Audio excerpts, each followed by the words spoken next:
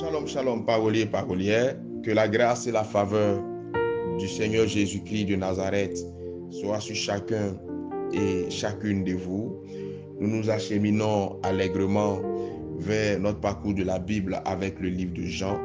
Et aujourd'hui, nous serons dans le chapitre 14, Jean le chapitre 14, versets 8 à 9.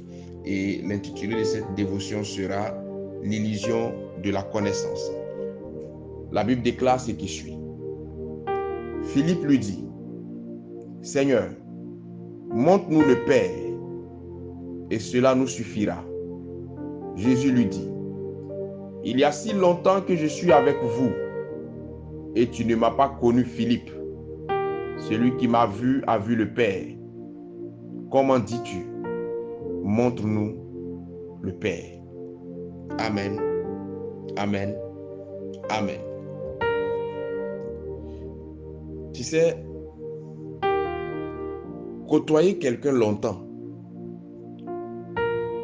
marcher avec une personne pendant des années, vivre même avec une personne sur le long terme, toutes ces choses-là ne veulent pas dire que tu connais cette personne. Et toutes ces choses ne doivent pas te faire croire que cette personne qui vit avec toi te connaît suffisamment. Lorsque nous lisons la Bible, Philippe a longtemps marché avec le Seigneur Jésus. Philippe a longtemps côtoyé Jésus, sans savoir réellement que Jésus était Dieu, sans savoir réellement que Jésus, fils de Dieu, était aussi Dieu le Père. C'est ce que j'appelle l'illusion de la connaissance. Parce qu'il avait le sentiment de connaître le personnage. Et le personnage avait aussi le sentiment que Philippe le connaissait. Mais en vérité, Philippe ne savait rien de Jésus. L'illusion de la connaissance peut t'amener à croire que tu as le savoir absolu. L'illusion de la connaissance peut t'amener à penser que tu es le plus converti et tu es celui-là même qui est le plus saint de tous, juste parce que tu as été baptisé avant les autres, ou juste parce que tu comptabilises plus d'années de conversion que certaines personnes. Et pourtant, malgré tout cela, tu ne connais pas vraiment Dieu. Dans ton entourage, tu auras l'impression qu'une personne te connaît suffisamment, comme je l'ai dit tantôt, à cause de votre longue amitié, à cause de votre proximité ou des situations inédites de vie que vous avez traversées ensemble.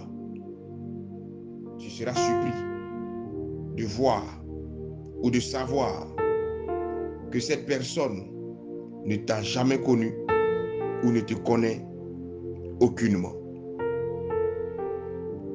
À un moment donné, tu auras le sentiment que personne ne te connaît en vérité.